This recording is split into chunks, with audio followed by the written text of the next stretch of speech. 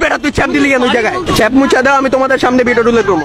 TikToker miss chocolate বহুল সমালোচিত একটি নাম। এবার ফের বিতর্কে জড়িয়েছেন মিস চকলেট অপূর্বা ও তার স্বামী মর্ম। রাস্তায় তাদের দিয়ে থুতু পরিষ্কার করিয়েছেন এক গাড়ির ড্রাইভার। ঘটনার একটি ভিডিও ইতোমধ্যে ছড়িয়ে পড়েছে সোশ্যাল মিডিয়ায়। এরপর শুরু হয় হাস্য রসিকতা।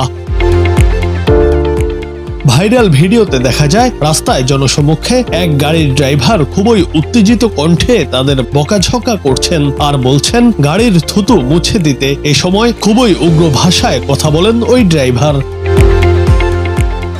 মিস চকলেটের স্বামী মর্ম রিকশা থেকে ভুলবশত ওই গাড়ির ওপর থুতু ফেলেন আর এতেই চটে যান ওই গাড়ির চালক। এরপর তাদের রিকশা থেকে নামিয়ে প্রচন্ড বকাঝকা শুরু করেন তিনি।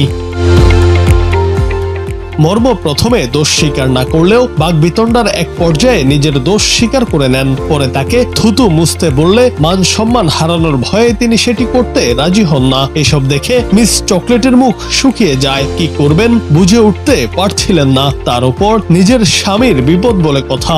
অনেক কথা কাটাকাটির পর অবশেষে সরি বলে সেখান থেকে রক্ষা পান মিস চকলেট ও তার স্বামী।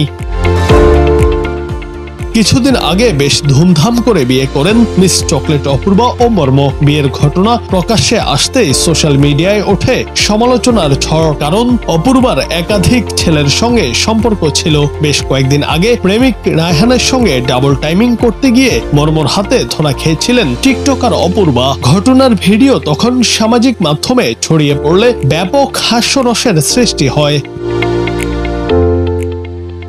জুনায়েদ আহমেদ, বাংলা টিভি।